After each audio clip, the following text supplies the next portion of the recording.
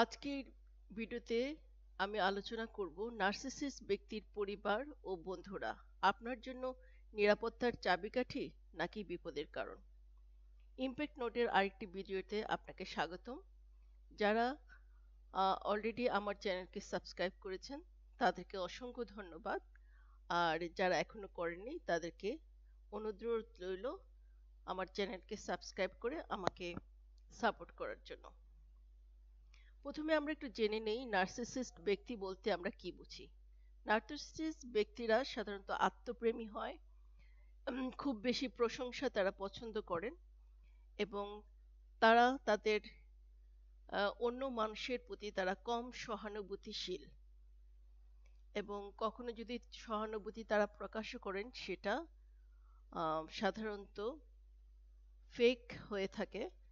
তারা আম, মন থেকে কখনোই কারো প্রতি সহানুভূতি প্রদর্শন করেন না, অতিরিক্ত প্রশংসা চান, সবকিছুতে সব সিচুয়েশনে নিজের লাভটা দেখেন, নিজের সুবিধাটা দেখেন।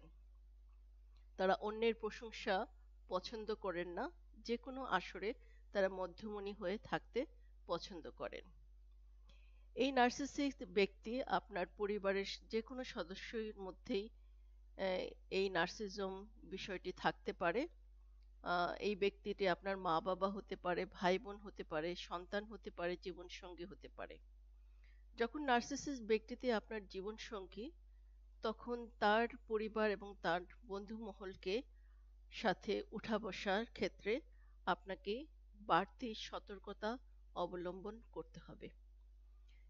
কেন, কারণগুলো আমি ধীরে ধীরে ব্যাখ্যা করব। প্রথমে আমি ব্যাখ্যা করব যে নার্সিসিস্ট ব্যক্তির পরিবারের সাথে আপনি কিভাবে উঠা বসা করবেন, আর তারপরে আলোচনা করব নার্সিসিস্ট ব্যক্তির বন্ধু বান্ধবের সাথে আপনি কিভাবে উঠা বসা করবেন যখন আপনি নার্সিসিস্টের সাথে সম্পর্কে আছেন এবং কোনো কারণে যদি আপনি সিদ্ধান্ত নিয়ে থাকেন নার্সিসিস্ট ব্যক্তির সাথে যে নার্সিসিস্ট ব্যক্তির সাথে আপনি আপনার জীবনযাপন করবেন না, তখন সেই বন্ধু বান্ধব এবং পরিবারের সাথে আপনার সম্পর্কটা কেমন হওয়া দরকার। প্রথমে আসা যাক নার্সিসিস্টের পরিবার সম্পর্কে। নার্সিসিস্টের ব্যক্তির পরিবারের বাকি সদস্যদের মধ্যেও নার্সিসিজম থাকতে পারে, থাকার সম্ভাবনা অনেক বেশি। আমি বলছি না যে সবাই নার্সিসিস্ট হবে, তবে সম্ভাবনাটা অনেক বেশি। সেজন্য আহ, প্রতিটা পারিবারিক সদস্যর সাথে আপনি খুব খেয়াল করে আপনার সম্পর্ক তৈরি করবেন।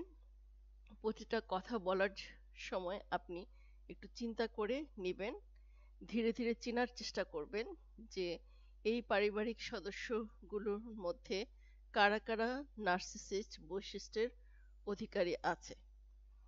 শুরুতেই আপনি আপনার ব্যক্তিগত তথ্য খুব বেশি তাদের সাথে শেয়ার করার দরকার নাই। আপনার ভবিষ্যৎ পরিকল্পনা, আপনার কোনো ভালো খবর, আপনার কোনো খারাপ লাগা, এই ধরনের তথ্য যত কম পারা যায় আপনি শেয়ার করবেন শুরুতে। যখন সম্পর্ক অনেক পুরাতন হয়ে যাবে, প্রত্যেকটি সদস্যের বৈশিষ্ট্য আপনি বুঝতে পারবেন, কে কিভাবে চলে, কে কিভাবে আপনার কোন কথার ইন্টারপ্রিটেশন কিভাবে করে। এটা যখন আপনার জানা হয়ে যাবে এবং আপনি খুঁজে পাবেন যে দুই একজন সদস্য আছে যারা নার্সিসিস্ট বৈশিষ্ট্যের অধিকারী না।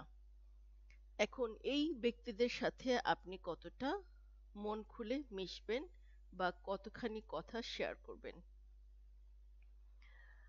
আসলে আমরা যে কোনো মানুষের সাথেই বসবাস করি না কেন, একটা নির্দিষ্ট সময়ের জন্য কিন্তু সেই মানুষটার সাথে আমরা মিশি। সবসময় যে মানুষটাকে আমার ডিল করতে হয় সে হলো আমার নিজেকে।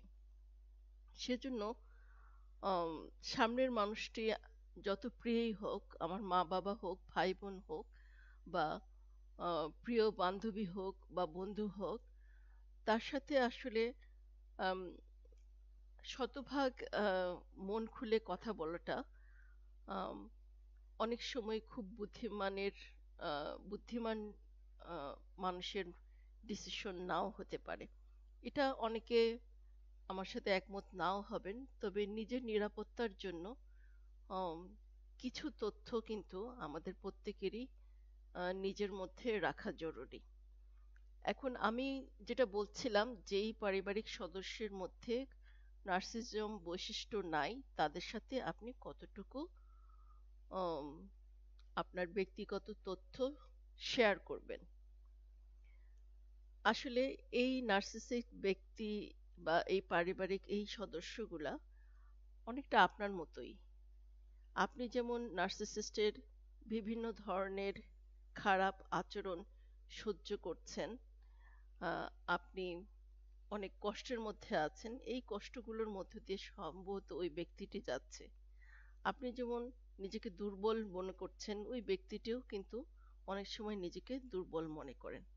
এবং যে কোনো পরিস্থিতি যদি তৈরি হয়, নার্সিসিস্ট, আপনার নার্সিসিস্ট সঙ্গী এবং তার নার্সিসিস্ট পারিবারিক সদস্যরা যদি খুব চাপে ফেলে, তখন এই ব্যক্তিটি কিন্তু আপনার দলে থাকবে না। সে ওই নার্সিসিস্টদের দলেই চলে যাবে নিজেকে বাঁচানোর জন্য। সেজন্য আপনি ধরে নিতে পারেন যে নার্সিসিস্ট পরিবারের যে সদস্যের মধ্যে আম, নার্সিসিজমের বৈশিষ্ট্য নাই, সেও কিন্তু আপনার ঠিক দলে নাই।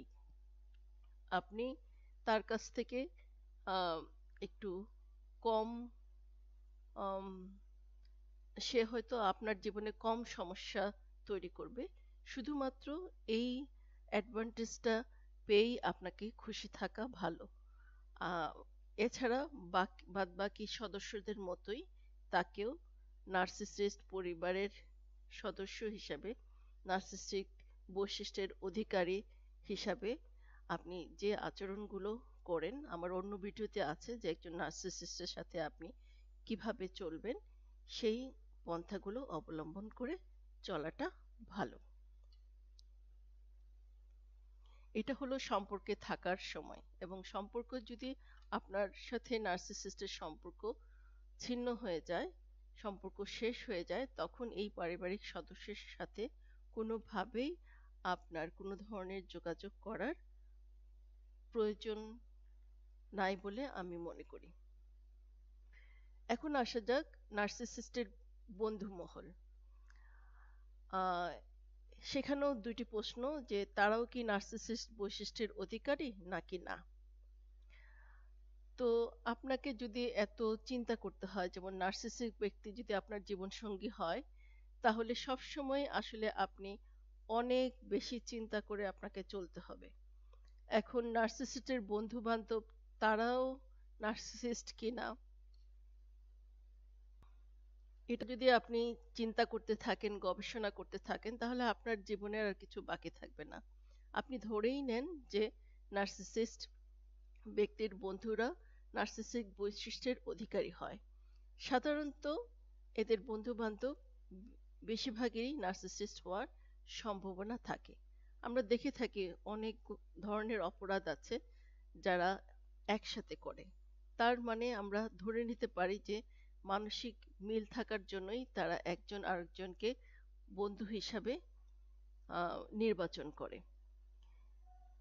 তো এই বন্ধু বান্ধবের সাথে আপনি না চাইলেও আপনাকে মিশতে হবে আপনার সঙ্গী আহ, আম, চাপে। আপনার সঙ্গীকে আম, ঠান্ডা রাখার জন্য, আপনার জীবনের ঝামেলা এড়ানোর জন্য তাদের সাথে আপনাকে মিশতেই হবে। না হলে আপনাকে সে কালার করার চেষ্টা করবে যে তার সামাজিক জীবনটা আপনি নষ্ট করছেন। তো যখনই এই মানুষগুলোর সাথে মিশবেন, তখনই ওই যে একই কথা, আপনার ব্যক্তিগত তথ্য, আপনি যতটা পারেন আপনার আবেগ, ভালো লাগা, খারাপ লাগা, আম, ভবিষ্যৎ পরিকল্পনা, এই জিনিসগুলো কখনোই তাদের সাথে শেয়ার করতে যাবেন না। এই বন্ধু বান্ধবের ব্যাপারে আপনার নার্সিসিক সঙ্গী যদি কোনো ধরনের আম, মতামত জানতে চায় যে অমুক কেমন, আমার ওই অমুক বন্ধুটা কেমন, তখন আপনি আম, কখনোই ভাববেন না যে আপনি খুব বেশি উচ্ছ্বাস দেখালে তিনি খুশি হবেন, আবার খুব বেশি নির্লিপ্ত থাকলেও তিনি খুশি হবেন। যদি আপনি খুব বেশি উৎসাহ দেখান তাহলে আপনাকে হয়তো কিছু বাজে কথার সম্মুখীন হতে হবে, যে হ্যাঁ, তাকে বেশি মূল্যায়ন করছো আমার চেয়ে। আর যদি খুব অবমূল্যায়ন করেন তাহলেও আপনার বিপদ আছে। আপনাকে তখন বলা হবে যে অমুককে তুমি একদমই পছন্দ করো না। আসলে তার অনেকগুলা গুণ আছে যেগুলো তুমি তোমার মধ্যে নাই। তুমি সেজন্য তাকে পছন্দ করো। এবং শুধু এইটা বলা থেকেই সে থেমে থাকবে না। এটা প্রয়োজনে সে তার নির্দিষ্ট বন্ধু অথবা বান্ধবীকে এই কথাগুলো শেয়ার করবে এবং তাদেরকে আপনার বিরুদ্ধে সে দাঁড় করাবে, যাতে ভবিষ্যতে কোনো কারণে প্রমাণ হিসাবে আপনাকে ছোট করতে পারে। আপনার বন্ধু-বান্ধবের ব্যাপারেও আপনাকে সতর্ক থাকতে হবে। আপনার খুব ভালো বন্ধু কিন্তু আপনার বাসায় আসা যাওয়া করে এবং আপনার নার্সিসিস্টিক আম সঙ্গীর সাথে তার একটা ভালো বোঝাপড়া শুরু হয়ে গেছে, আপনি বুঝতে পারছেন। সম্ভবত আপনার এই বন্ধুটি আর আপনার নেই। সে নার্সিসিস্ট বন্ধুদের তালিকায় যুক্ত হয়ে গেছে। সেই বন্ধুটির সাথেও আপনার যে আবেগ অনুভূতি গোপন কথা আগে শেয়ার করতেন, এই ধরনের সম্পর্ক হওয়ার পরে আপনাকে এই জিনিসগুলো কমিয়ে ফেলতে হবে। এবং সর্বোপরি যখন এই মানুষগুলোর সাথে আপনি মিশবেন তখন কখনোই নিজের মূল্য আপনি ভুলে যাবেন না। আমরা প্রত্যেকটা মানুষ মূল্যবান। আমরা আম, কোন ফ্যামিলি থেকে আসছি সেটার উপর আমাদের মূল্য নির্ভর করে না। আমরা কত শিক্ষিত সেটার উপর আমাদের মূল্য নির্ধারিত নির্ধারণ হয় না। আমরা কি কাজ করি, আমাদের কতটা টাকা পয়সা আছে তার উপর মূল্য নির্ধারণ হয় না। আমরা প্রত্যেকটা মানুষ খুব দামি। এটা কোনো মানুষের পক্ষেই এই জিনিসটা ভুলে যাওয়া উচিত না। এবং কোনো মানুষই আপনাকে অপমান করার অধিকার রাখে না। এই কথাগুলো এখানে কেন বলছি, কারণ নার্সিসিস্ট ব্যক্তির সাথে যখন আপনি জীবন কাটাচ্ছেন আপনি অনেক ধরনের অপমান, আম, অনেক ধরনের অস্বস্তিকর মুহূর্ত আপনি দৈনন্দিন এক্সপিরিয়েন্স করতে থাকেন, আপনি শিকার হন। তো এই বন্ধু বান্ধবের সাথে যখন আপনি উঠা বসা করবেন তাদের কাছ থেকেও আপনি ঠিক সেই ধরনের আঘাত, অপমান, আম, সূক্ষ্ম অপমান, যেটা অনেক সময় হয়তো মুখে উম, তারা প্রকাশ করবে না, তাদের তারা শারীরিক ভাষায় প্রকাশ করবে। এই জিনিসগুলো আপনাকে ফেস করতে হবে এবং যখন ফেস করবেন তখন নিজের মূল্য কখনোই ভুলবেন না। আপনিও শারীরিক ভাষা দিয়ে, আপনার মার্জিত কথা দিয়ে আপনার মূল্য আপনাকে অবশ্যই প্রকাশ করতে হবে। যদি নার্সিসিস্টের সাথে আপনার সম্পর্ক ছিন্ন হয়ে যায় তাহলে নার্সিসিক বন্ধুদের সাথে যোগাযোগ করার কোনো প্রয়োজন নাই, একবারের জন্যও না। এবং আপনার যে বন্ধু বান্ধব যারা নার্সিসিক ব্যক্তির সাথে ভালো সম্পর্ক গড়ে উঠেছিল তাদের সাথেও আপনার কোনো ধরনের ইমোশনাল কোনো অনুভূতি শেয়ার করার দরকার নেই। আপনার জেনুইন যে বন্ধু বান্ধব, আত্মীয় স্বজন তাদের সাথে আপনার অনুভূতি শেয়ার করবেন এবং সাথে সাথে আপনি এই যে বিচ্ছেদের যে যন্ত্রণা সেটা আপনি অনুভব করার চেষ্টা করবেন। অনেক সময় আমরা নিজেদের প্রতি এতটা কঠিন হয়ে পড়ি যে এই দুঃখ অনুভূতি ফিল করার সুযোগটাও আমরা নিজেকে দেই না। মনে করি যে আমি বেশি করতেছি। অনেক মানুষও বলবে যে এত ভেঙে পড়ছো কেন, একটা খারাপ মানুষ তোমার জীবন থেকে চলে গেছে তো কি হয়েছে, মানুষটা খারাপ ছিল, মানুষটা হয়তো আপনাকে ভালোবাসে নাই, কিন্তু আপনি তো 100% ভালোবাসছিলেন, তাই না? তাই আপনার কষ্টটা বেশি। আপনার এই দুঃখ লাগাটা খুবই স্বাভাবিক। এই দুঃখটা নিজেকে পেতে দেন। যত নিজেকে এই দুঃখটা ফিল করাবেন তত আপনি এই দ্রুত ট্রমা থেকে, এই কঠিন পরিস্থিতি থেকে বের হয়ে আসতে পারবেন। প্রতিদিনই খুব কম সময়ের জন্য হলেও একটু একটু করে নিজের আহ, আত্মনির্ভরশীলতা যাতে বাড়ে সেজন্য কিছু কাজ করুন এবং প্রয়োজনে আইনি সহায়তা নিন। তো আজকে এই পর্যন্তই। যদি ভিডিওটা ভালো লাগে প্লিজ শেয়ার করবেন আর আমার চ্যানেলকে সাবস্ক্রাইব করে আমাকে সাপোর্ট করবেন। Thank you for watching.